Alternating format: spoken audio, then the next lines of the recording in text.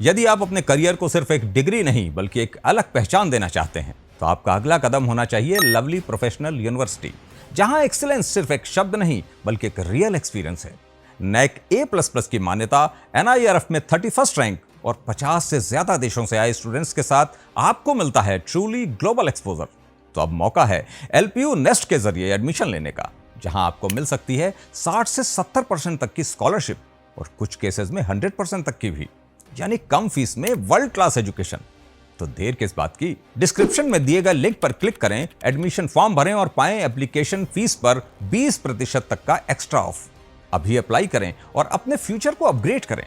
Lovely professional university, यहीं से शुरू होगा आपका successful tomorrow.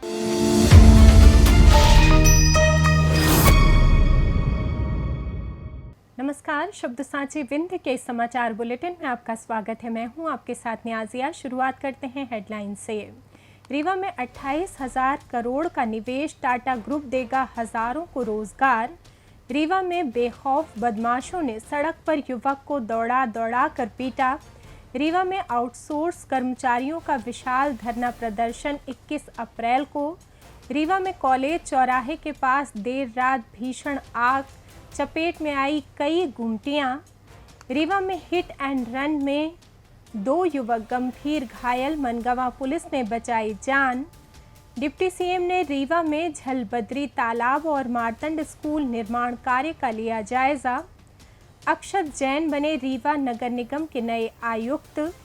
TRS college Rewa में संभागीय प्राध्यापक संघ की बैठक में ज्वलंत मुद्दों पर हुई चर्चा। सतना में जनगणना प्रशिक्षण में परोसा गया बदबूदार खाना। आक्रोशित शिक्षकों ने थालियां फेंक कर किया हंगामा। मैहर में भीषण गर्मी के चलते बदला स्कूलों का समय, अब 12:30 बजे तक ही लगेंगी क्लास।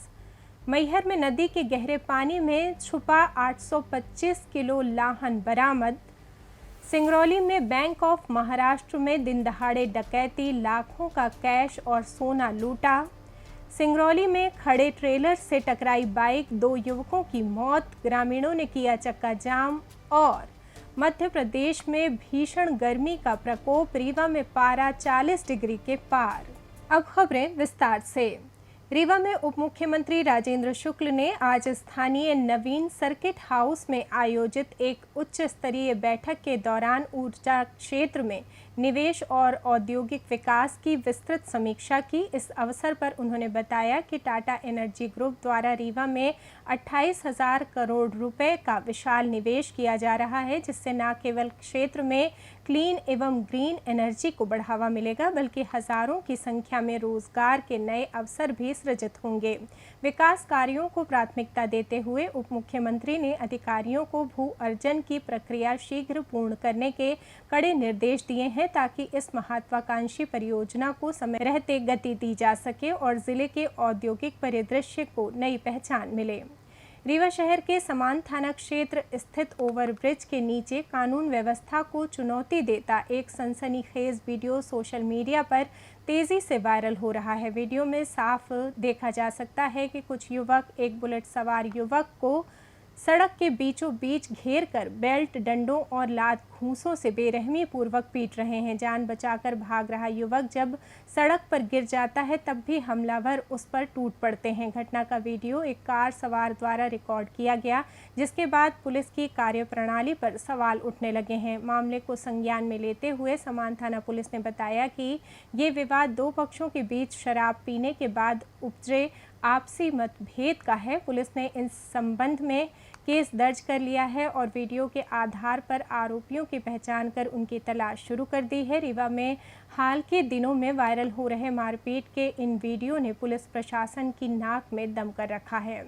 भारतीय मजदूर संघ से संबद्ध ऑल डिपार्टमेंट आउटसोर्स कर्मचारी संघ की आवश्यक बैठक शुक्रवार को जिला अध्यक्ष दिनेश हेदगेन की अध्यक्षता में संपन्न हुई। बैठक में मुख्य अतिथि के रूप में जिला मंत्री विकास शुक्ला उपस्थित रहे। इस दौरान निर्णय लिया गया कि प्रदेश व्यापी आह्वान पर आगामी 21 अप्रैल को आउटसोर्स कर्मचारियों की 17 सूत्रीय मांगों को लेकर जिला कलेक्टर कार्यालय के समक्ष विशाल धरना प्रदर्शन किया जाएगा। प्रदर्शन के पश्चात मुख्यमंत्री के नाम जिला प्रशासन को ज्ञापन सौंपा जाएगा। संघ ने सभी विभागों के आउटसोर्स कर्मचारियों से अपील की है कि वे 21 अप्रैल को दोपहर 12 बजे भारतीय मजदूर संघ कार्यालय में एकत्रित होकर अपनी एकजुटता का परिचय दें।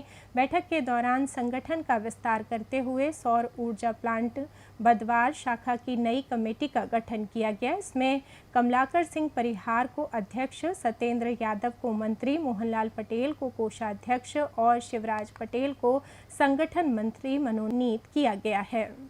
रीवा शहर के व्यस्ततम कॉलेज चौराहे स्थित जॉन टावर के बगल में गुरुवार देर रात करीब 2 बजे उस वक्त हड़कंप मच गया जब वहां रखी चाय पान की गुमटियों और सूखे कचरे के ढेर में भीषण आग लग गई।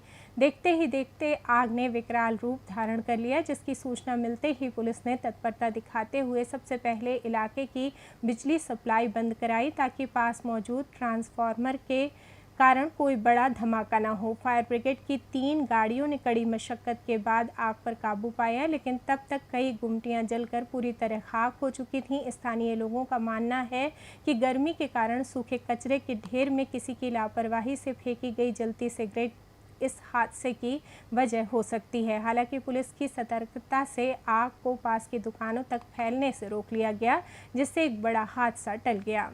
रीवा जिले के थाना मनगवा अंतर्गत ग्राम जराहा में गुरुवार देर रात एक भीषण सड़क हादसा घटित हुआ, जिसमें अज्ञात वाहन की टक्कर से बाइक सवार 2 युवक गंभीर रूप से घायल हो गए। जानकारी के अनुसार अविनाश शर्मा निवासी जेपी नगर और मुकेश दहिया निवासी सीजवार बाइक से रीवा से गंगेव की ओर जा रहे थे।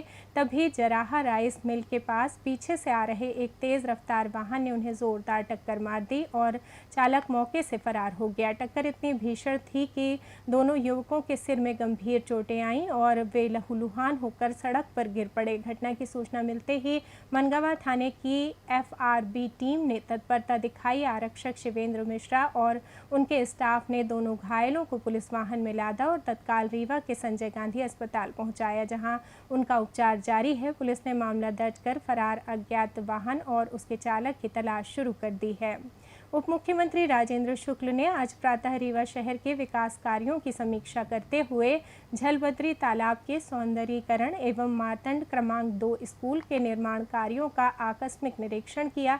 निरीक्षण के दौरान उन्होंने कार्य की गुणवत्ता को बारीकी से परखा और संबंधित विभागीय अधिकारियों को निर्माण कार्य में तेजी लाने के आवश्यक दिशा निर्देश दिए। उप मुख्यमंत्री ने स्पष्ट किया कि सौंदर्यीकरण और निर्माण कार्यों को निर्धारित समय सीमा के भीतर पूरा किया जाए ताकि आम जनता को इन सुविधाओं का लाभ जल्द से जल्द मिल सके। इस दौरान उन्होंने निर्माण स्थल पर मौजूद इंजीनियरों और अधिकारियों को गुणवत्ता से समझौता न करने की हिदायत भी दी। मध्य प्रदेश शासन द्वारा प्रशासनिक फेरबदल करते हुए वर्ष 2019 बैच के IAS अधिकारी अक्षत जैन को रीवा नगर निगम का नया आयुक्त नियुक्त किया गया है। इससे पूर्व वो जिला पंचायत बैतूल में मुख्य कार्यपालन अधिकारी के पद पर अपनी सेवाएं दे रहे थे। वहीं रीवा नगर निगम के निवर्तमान आयुक्त सौरभ सोनवड़े को पदोन्नत करते हुए बैतूल जिले का नया कलेक्टर बनाया गया है। जल्द ही दोनों अधिकारी अपने नए दायित्वों का कार्यभार संभालेंगे। शासकीय ठाकुर रणमत सिंह महाविद्यालय रीवा में आज शासकीय महाविद्यालयीन प्राध्यापक संघ की संभागीय बैठक आयोजित की गई, जिसकी अध्यक्षता प्राचार्य डॉक्टर अर्पिता अवस्थी ने की। कार्यक्रम के मुख्य अतिथि संघ के संरक्षक डॉक्टर कैलाश त्यागी तथा विशिष्ट अतिथि प्रांतीय अध्यक्ष डॉक्टर आनंद शर्मा एवं अतिरिक्त संचालक उच्च शिक्षा डॉक्टर महेंद्र मणि द्विवेदी रहे। बैठक में संभागीय अध्यक्ष डॉक्टर RN स्वर्णकार ने संघ की उपलब्धियों को साझा किया। वहीं रीवा जिला अध्यक्ष डॉक्टर अखिलेश शुक्ल, सचिव डॉक्टर BP सिंह सहित विभिन्न महाविद्यालयों से आए प्राध्यापकों ने वरिष्ठ वेतनमान, PhD इंक्रीमेंट, सार्थक ऐप की उपस्थिति और पदनामित प्राध्यापकों व खेल अधिकारियों की समस्याओं को प्रमुखता से उठाया। मुख्य अतिथि डॉक्टर त्यागी ने प्राध्यापकों की समस्याओं के समयबद्ध समाधान का भरोसा दिलाते हुए उन्हें शासन स्तर पर मजबूती से उठाने का आश्वासन दिया, जबकि विशिष्ट अतिथियों ने भी विभाग की सकारात्मक कार्य योजनाओं से अवगत कराया। डॉक्टर अश्विनी द्विवेदी के कुशल संचालन एवं डॉक्टर भारतेंदु मिश्र के आभार प्रदर्शन के साथ संपन्न हुई इस बैठक में संभाग भर के प्राध्यापकों ने एकजुटता प्रदर्शित करते हुए उच्च शिक्षा की गुणवत्ता और शिक्षक हितों के संरक्षण का संकल्प लिया। सतना के स्थानीय वेंकट क्रमांक 1 सभागार में चल रहे जनगणना प्रशिक्षण के तीसरे दिन शुक्रवार को भोजन की गुणवत्ता को लेकर जमकर बवाल हुआ। प्रशिक्षण ले रहे प्रागणकों और शिक्षकों ने आरोप लगाया कि 200 रुपये प्रति व्यक्ति का बजट होने के बावजूद सप्लायर द्वारा अत्यंत निम्न स्तर का और दुर्गंध युक्त भोजन परोसा गया, जिसे देख नाराज प्रशिक्षुओं ने थालियां फेंककर अपना विरोध दर्ज कराया। प्रशिक्षुओं का यहां तक कहना था कि खाना इतना खराब था कि उसे गायों ने भी नहीं खाया। मामले की गंभीरता को देखते हुए नोडल अधिकारी एवं नगर निगम उपायुक्त सत्यम मिश्रा ने ठेकेदार को कड़ी फटकार लगाई और भोजन की सैंपलिंग कराकर सख्त कार्रवाई करने का आश्वासन दिया है। हालांकि भविष्य में गुणवत्तापूर्ण भोजन की मांग कर रहे कई कर्मचारी कार्रवाई के डर से कैमरे के सामने आने से बचते दिखे, लेकिन प्रशासन ने अब भविष्य में सुव्यवस्थित भोजन व्यवस्था सुनिश्चित करने के निर्देश दिए हैं।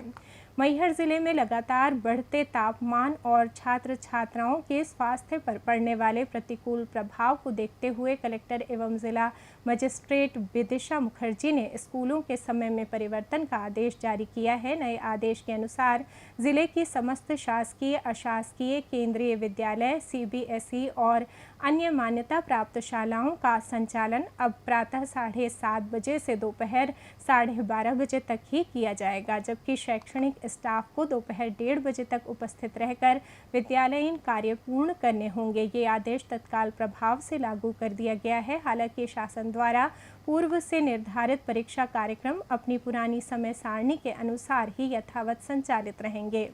मैहर जिले की ताला थाना पुलिस और वन विभाग की संयुक्त टीम ने मुकुंदपुर क्षेत्र की मुरछुआ नदी में चल रहे अवैध शराब निर्माण के एक बड़े नेटवर्क का पर्दाफाश किया है। थाना प्रभारी महेंद्र मिश्रा को मिली सटीक सूचना के आधार पर पुलिस ने स्थानीय गोताखोरों की मदद से नदी के भीतर मरघट घाट से कस्तरा घाट के बीच सघन तलाशी अभियान चलाया। तस्करों ने चालाकी दिखाते हुए महुआ लाहन से भरे प्लास्टिक के डिब्बों को पत्थरों से बांधकर 3 से 4 फीट गहरे पानी में डुबो रखा था ताकि किसी को भनक ना लग सके। टीम ने कड़ी मशक्कत के बाद नदी से महुआ लाहन के कुल 55 प्लास्टिक डिब्बे बाहर निकाले। बरामद किए गए इस जखीरे का कुल वजन 825 किलोग्राम और अनुमानित कीमत लगभग 50,000 रुपये आंकी गई है। पुलिस ने अवैध शराब बनाने की इस साजिश को विफल करते हुए मौके पर ही पूरे लाहन को नष्ट कर दिया। सिंगरौली जिले में शुक्रवार दोपहर दिन दहाड़े डकैती की एक खौफनाक वारदात सामने आई है। बढ़न स्थित बैंक ऑफ महाराष्ट्र में दोपहर करीब 12:50 पर 5 हथियारबंद नकाबपोश बदमाशों ने धावा बोलकर पूरे बैंक को बंधक बना लिया और लाखों रुपए की नकदी सहित कीमती जेवर लूट कर फरार हो गए। वारदात के वक्त बैंक में सुरक्षा गार्ड मौजूद नहीं था, जिसका फायदा उठाते हुए बदमाशों ने एक राउंड फायर भी किया, जिससे परिसर में दहशत फैल गई। प्रत्यक्षदर्शियों के अनुसार लुटेरे 2 समूहों में बैंक के भीतर दाखिल हुए। पहले 2 बदमाशों ने अंदर घुसकर कर्मचारियों को काबू में किया, जिसके कुछ ही मिनटों बाद उनके 3 अन्य साथी भी हथियारों के साथ अंदर पहुंच गए। बदमाशों ने बैंक मैनेजर के साथ बर्बरता करते हुए उनके सिर पर बंदूक की बट से हमला किया और चाबियां छीन लीं।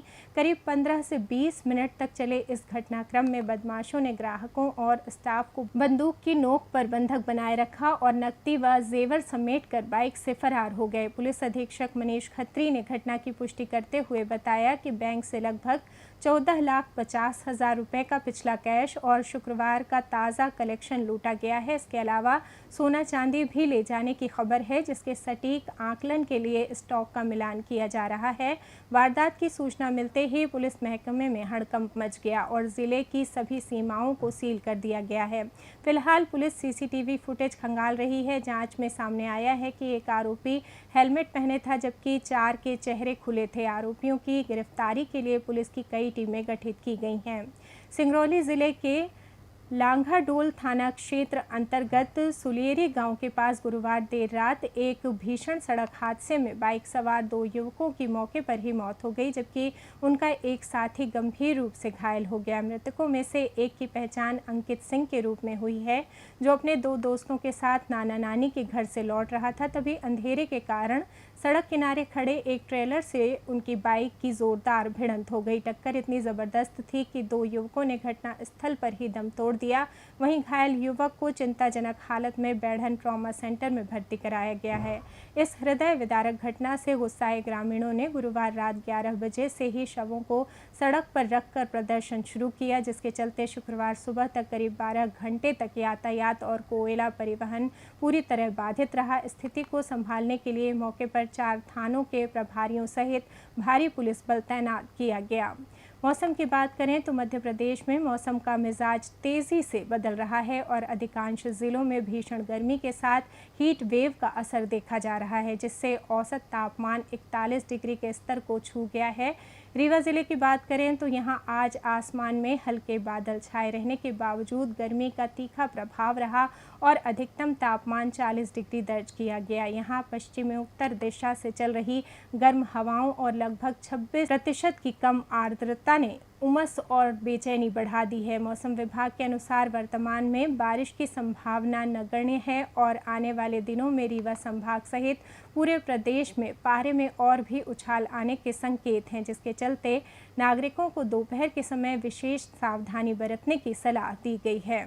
इसी के साथ ये समाचार बुलेटिन समाप्त हुआ। कल फिर मिलेंगे नई खबरों के साथ। जुड़े रहिए शब्द साची विंध्य से, और विंध्य से जुड़ी तमाम खबरों के लिए हमारे चैनल को सब्सक्राइब कर दें। वीडियो को लाइक करें, शेयर करें और बेल आइकॉन दबाना ना भूलें। अपने आसपास की खबरें हम तक पहुंचाने के लिए स्क्रीन पर दिए नंबर पर आप संपर्क भी कर सकते हैं। धन्यवाद।